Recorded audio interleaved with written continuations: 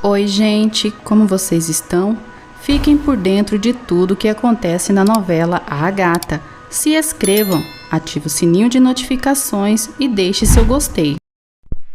Sexta-feira, 17 de novembro. Inês é interrogada, mas segue detida. Paulo procura Esmeralda em sua casa, mas não a encontra. Ele e Damião se cruzam e brigam. Esmeralda chega e separa a briga.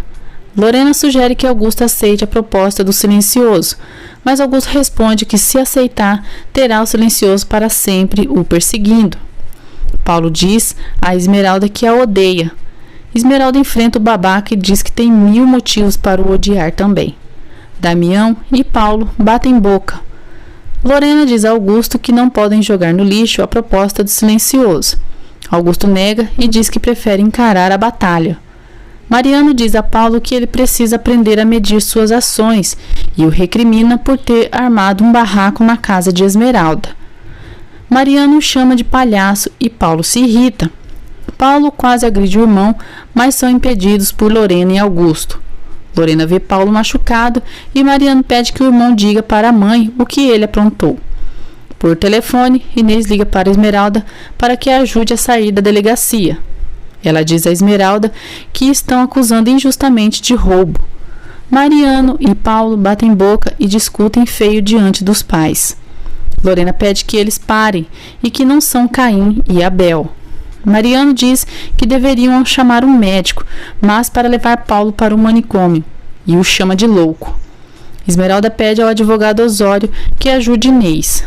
Mariano volta a oferecer sua ajuda para Augusto, mas volta a receber insultos e humilhações do próprio pai. Inês promete a Esmeralda que passará a se comportar. Esmeralda responde que já existe um advogado encarregado de seu caso, mas ela precisa saber que Dona Rita está mal no hospital. Inês se surpreende. Inês é liberada, visita sua avó e pede perdão pelo mal que fez a ela. Dona Rita responde que não existe nada para perdoar, pois ela está ali e isso é tudo o que importa. Esmeralda diz a Jacira que não gosta de ver Paulo sofrendo e que sabe que ele está atormentado. Ela diz que ela e Paulo estão unidos para sempre, que são seus filhos. Augusto se queixa com Lorena por seus amigos estarem o humilhando pela situação do silencioso. Mariano diz a Paulo que deve mudar de humor, pois irá se casar.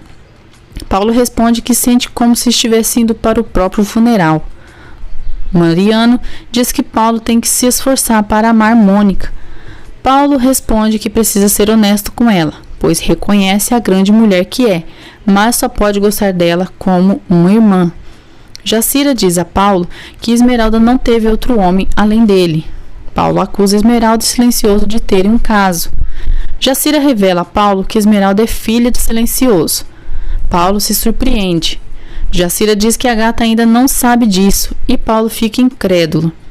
Lorena se surpreende quando Paulo diz que Esmeralda é filha de Silencioso. Domênico e Lupe oferecem um almoço especial para Virgínia e Centavinho. A verdadeira intenção de Domênico é descobrir onde Esmeralda está morando através do casal. Angustiada, Lorena diz a Paulo que Silencioso os odeia.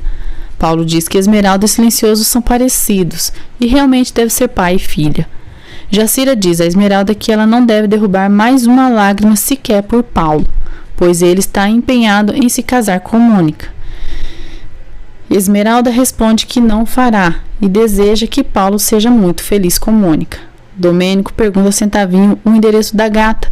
Centavinho diz que isso ele não sabe.